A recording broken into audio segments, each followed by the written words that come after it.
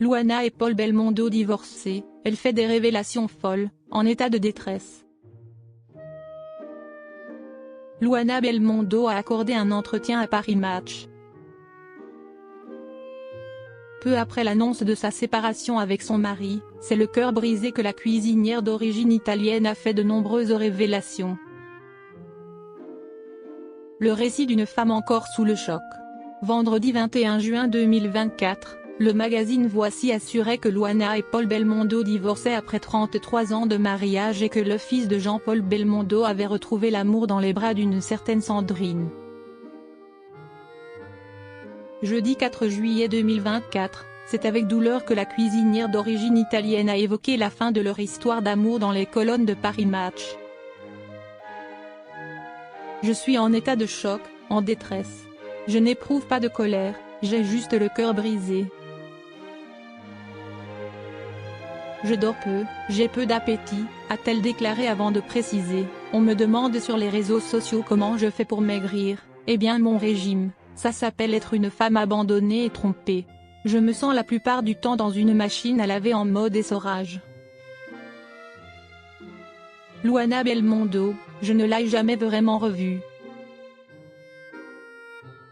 En toute transparence, la mère de 3 enfants a assuré ne pas reconnaître son mari. J'essaye de m'expliquer les choses comme je peux, avec les bribes d'informations qui me parviennent.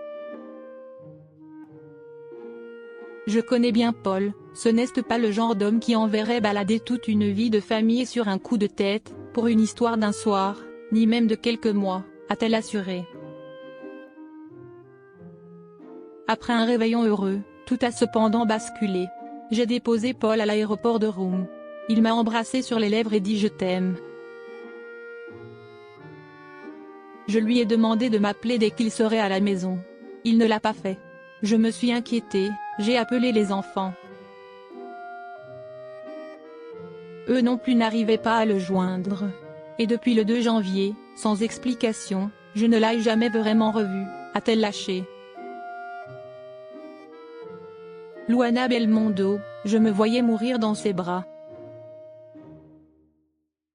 Si la jeune femme est sous le choc, c'est notamment, car elle avait encore des projets avec Paul Belmondo. On était, notamment, en train d'acheter une maison de famille, en Toscane, a-t-elle révélé avant de glisser. Il faut que vous compreniez que j'étais encore amoureuse de mon mari, que je me voyais mourir dans ses bras puisque l'on s'était fait cette promesse de vieillir ensemble. Finalement, c'est au mois de mai qu'elle a appris que son mari avait rencontré quelqu'un d'autre. J'ai commencé à avoir des doutes en mai, quand Paul est parti à Antigua. 2 amis m'ont appelé et étaient un peu embêtés de m'annoncer qu'ils l'avaient croisé avec une femme blonde et française, s'est-elle rappelé avant de préciser, le cœur lourd, contrairement à moi, il n'est pas quelqu'un de spontané. Il a certainement réfléchi longuement pour agir comme il le fait. Il ne l'aurait sans doute pas fait si son père était encore là.